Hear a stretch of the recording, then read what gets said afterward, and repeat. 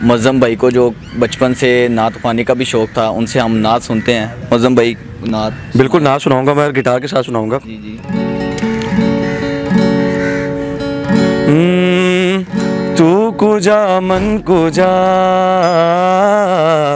तू कुजा मन कुजा, तू कुजा मन कुजा, तू कुजा मन कुजा।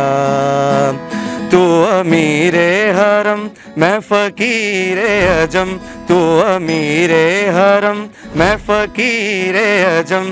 तेरे गुण और ये लब मैं तलब ही तलब, तेरे गुण और ये लब मैं तलब ही तलब।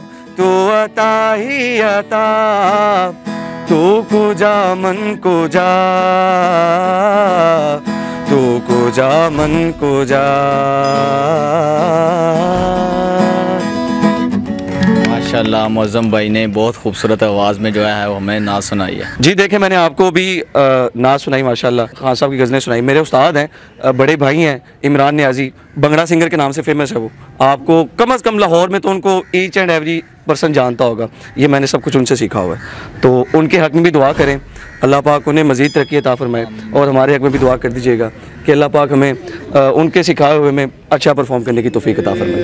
बहुत शुक्रिया आपका, बहुत शुक्रिया। Thank you. नवाए इंसान NI न्यूज़ की वीडियोस देखने के लिए हमारा चैनल नवाए इंसान सब्सक्राइब कीजिए और बेल आइकन पर क्लिक कीजिए ताकि हर नई वीडियो से आप बाखबर रह सकें।